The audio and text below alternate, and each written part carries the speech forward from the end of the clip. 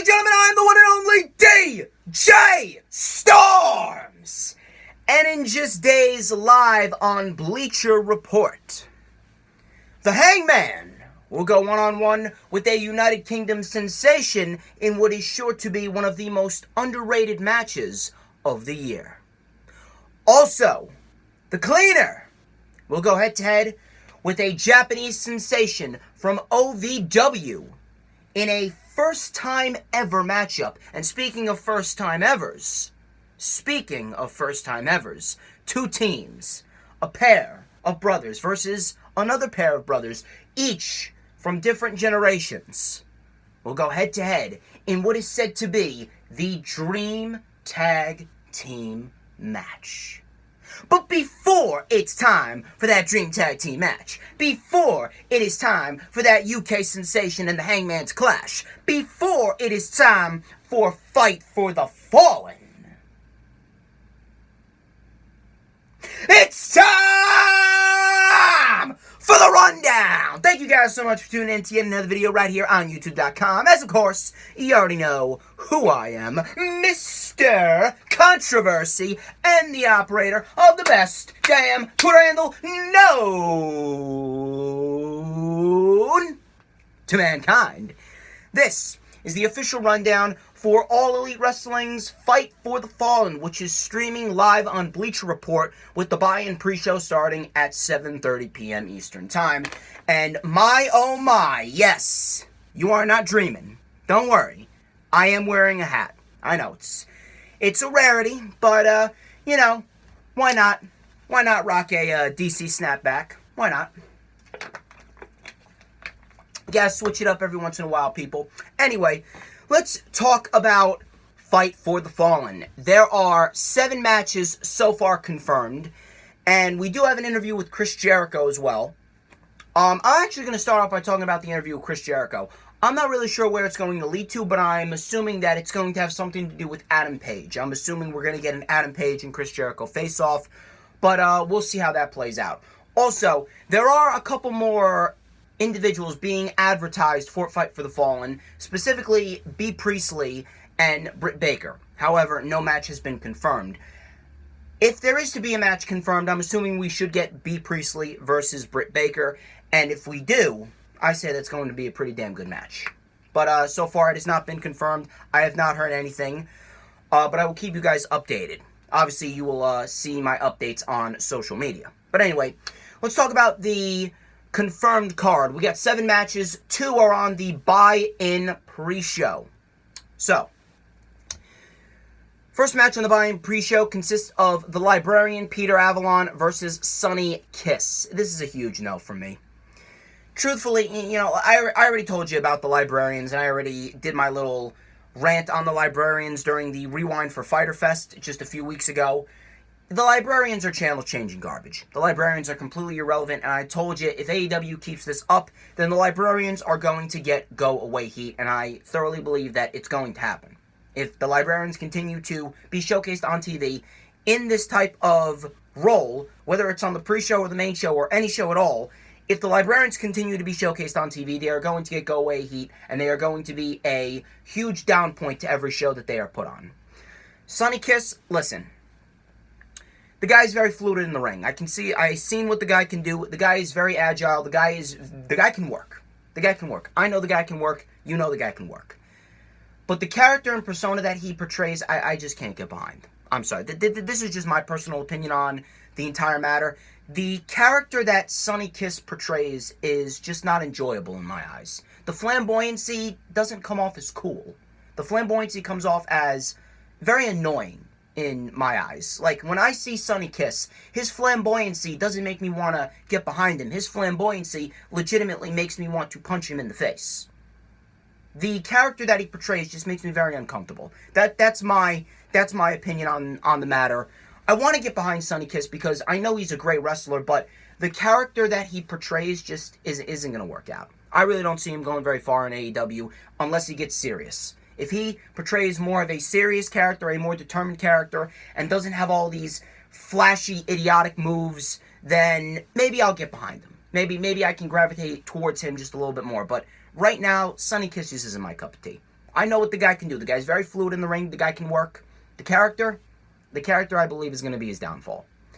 I really don't give a shit who wins this match. If I was to call someone, I would call Sonny Kiss. Obviously, we know that the Librarians are completely irrelevant. The Librarians are going to go nowhere. Sonny Kiss, if he is to go somewhere, obviously I told you he needs to get more serious, but Sonny Kiss is obviously the superior athlete to Peter Avalon. I'm not really too familiar with Peter Avalon. I haven't seen his work on the indies or anything like that, but I have seen what Sonny Kiss is all about. So this should be nothing more than a win for Sonny Kiss. I really don't expect anything. I don't expect anything from this match. I hope I'm proven wrong. I genuinely hope I eat my words and I'm proven wrong. Next match is a 6-man tag team match. It is Jimmy Havoc, Darby Allin, and the bad boy Joey Janela taking on Shawn Spears, Sammy Guevara, and Maxwell Jacob Friedman, MJF. Does this match make any sense? No. Why? Because Shawn Spears and MJF hate each other. Is this going to be a good match? Yes. It doesn't really make any sense, even though I do feel as though, in the future, I got this sick feeling that MJF is going to end up turning on Cody Rhodes. MJF and Cody Rhodes are, as of right now, friends, and Shawn Spears knocked Cody Rhodes upside the head with a steel chair, giving him 12 staples at Fyter Fest. So, I think they're probably going to play off that storyline. We're probably going to have some tensions brewing between MJF and Shawn Spears. Do I think this is going to lead to MJF versus Shawn Spears? Perhaps, but not yet. I think that Shawn Spears is going into All Out to face off against Cody, based off of what happened at Fyter Fest. I don't think they're going to pass up on the opportunity to put Shawn Spears in a major program with Cody Rhodes, of all people, because if that's the case, this is going to be huge for Shawn Spears, and Shawn Spears is going to be elevated to that next level. Shawn Spears is going to be a monster heel come the fall months, and when the weekly show hits Spike, or not Spike, I think it is, not Spike, TNT. When the weekly show hits TNT, Shawn Spears is going to be a major focal point, and he's going to be a major heel, and he could very well end up going on to become the first ever AEW mid-card champion, whatever mid-card title they choose to make. This could end up catapulting Shawn Spears to world title contention if they play their cards right. A major program with Cody Rhodes is going to make Shawn Spears into an absolute megastar. Will he feud with MJF down the line? Perhaps, but at this rate, I don't think they're going to do that. Mainly because MJF is already slated to go into a program with Adam Page, whether Adam Page wins or loses the AEW World Heavyweight Championship match against Chris Jericho. And Shawn Spears, he's probably going to be continuing his program with Cody Rhodes going into the fall months of 2019. I can see Darby Allin, Jimmy Havoc, and Joey Janela winning this match, mainly because of the fact that we're going to get some tensions brewing between Shawn Spears and MJF, and they're going to end up costing their team a victory on the buy-in pre-show. I expect a very good match. I'm a fan of all six of these individuals. All six of these individuals are great in-ring athletes, and they know how to work. I always say, if you know how to work, you got my support. These guys know how to work.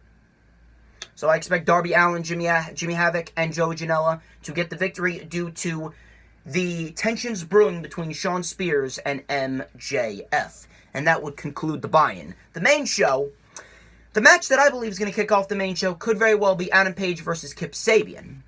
Now, I say this match mainly because of the fact that if they put this match on later on in the show when the crowd is already burnt out, it could end up taking away from what could possibly be the most underrated match of the night. You give these guys 15 minutes and these guys will put on an absolute classic. Kip Sabian, he really impressed me at Double or Nothing during his match with Sammy Guevara on the buy-in. Adam Page, we all know how great Adam Page is. Adam Page is an absolute fucking megastar. Adam Page is going to be a future world champion in All Elite Wrestling. It may be at All Out, it may not be at All Out. We're going to have to see how that plays out. But I expect this to be a very good match, very competitive, and there's no way Adam Page is losing. Realistically, there's no way Adam Page is losing. Yes, the match is predictable, but predictable is not necessarily bad.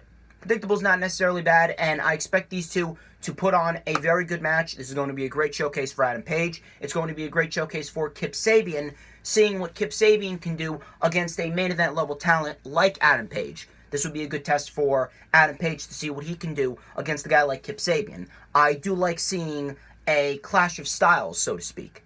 Dude, they do have similar styles in a sense, but I feel as though Adam Page is more of a grounded type of individual. You very rarely see Adam Page take to the sky.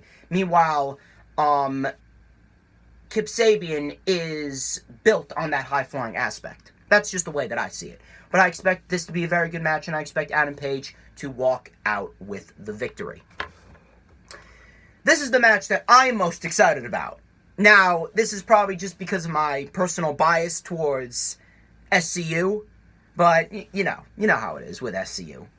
SoCal Uncensored, Frankie Kazarian and Scorpio Sky taking on Rey Fenix and Pentagon Jr., the Lucha Bros. If they give these guys, I'm telling you, this could very well be the match of the fucking night. This could very well be the match of the fucking month if they want to go that far. If they want to go that far, this could be the match of the fucking month. AEW's tag team division is fucking stacked. You take a look at what they got. The Best Friends, SCU, Lucha Bros, Young Bucks, Private Party. We got the Dark Order, and Helico and Jack Evans. The tag team division is fucking stacked. And we could have LAX. LAX could be on the way to AEW. I expect this to be an absolute fucking classic. SCU is absolutely one of the top teams, and they could very well be in contention for the AEW World Tag Team titles if the executives of AEW decide to go that far. I can definitely see SoCal Uncensored being the very first ever AEW World Tag Team champions. Now, as far as the Lucha Bros goes, it is really a toss-up, because the Lucha Bros, this right here, if you take a look at it, this realistically looks like the final for an AEW World Tag Team Championship tournament. You know, we could end up seeing these two teams in the finals of the AEW World Tag Team Tournament if they put them in the same bracket, or they put them in different brackets, excuse me. I'm actually wondering why Christopher Daniels is not on the show. Christopher Daniels, he had a great showing in that six-man tag team match. He had a great match against Chima at Fyter Fest. I'm wondering why Christopher Daniels isn't on the show.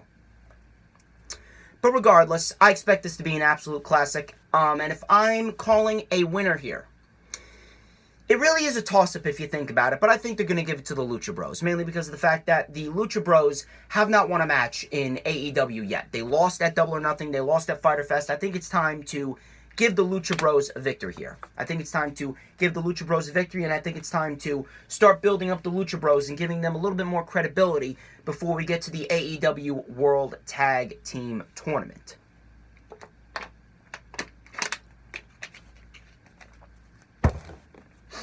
Kenny Omega versus Chima. This is actually going to be a huge test for Chima. Chima I have become very impressed with. Chima impressed me in the six-man tag. Chima impressed me in his match against Christopher Daniels. Of course, Chima was going to win against Christopher Daniels at Fyter Fest, considering he's going into perhaps the biggest match of his career. This could very well be the biggest matchup of Chima's career.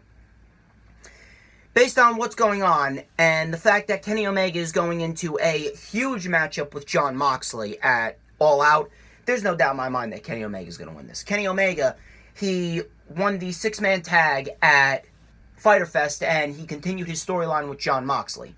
Jon Moxley is not going to be at Double or Nothing. He is, or not Double or Nothing, at Fight for the Fallen, considering that he is competing in the G1 Climax.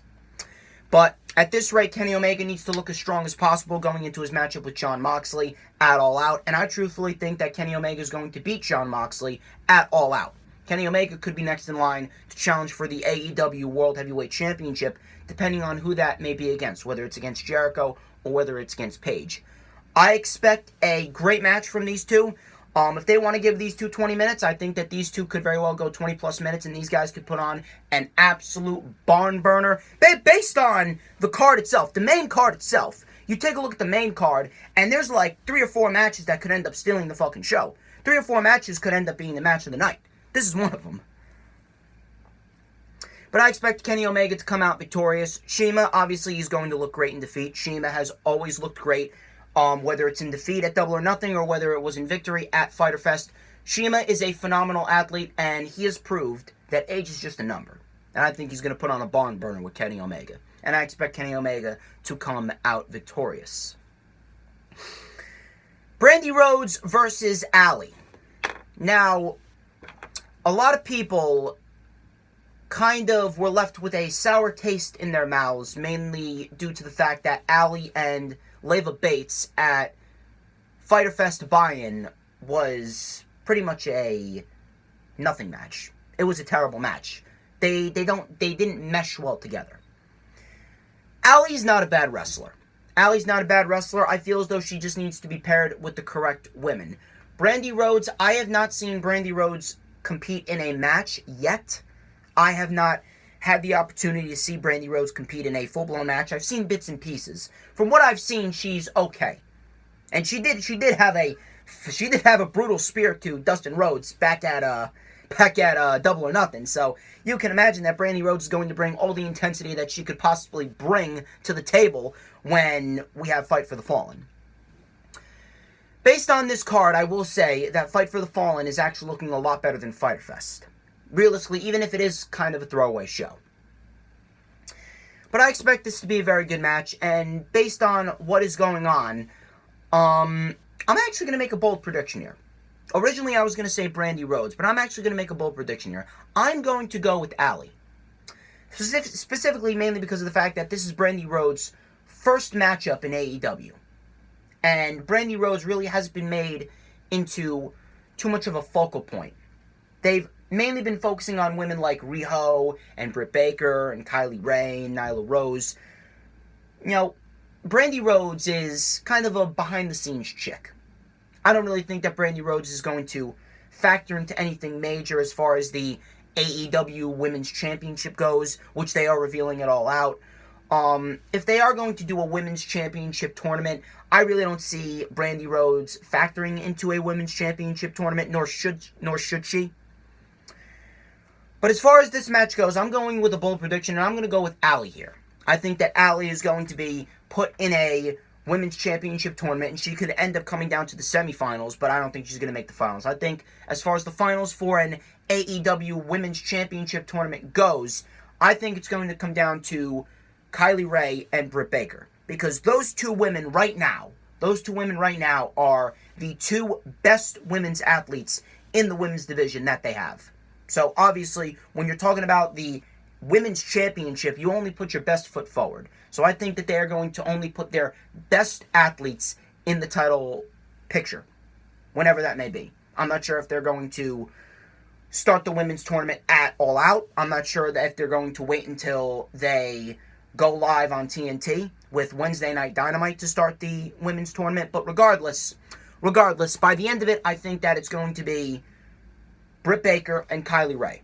Allie could very well factor into the women's title picture maybe later on in 2020, but as of right now, Allie really isn't going anywhere. But I am predicting her to come out victorious in this matchup with Brandi Rhodes. That is my bold prediction for Fight for the Fallen.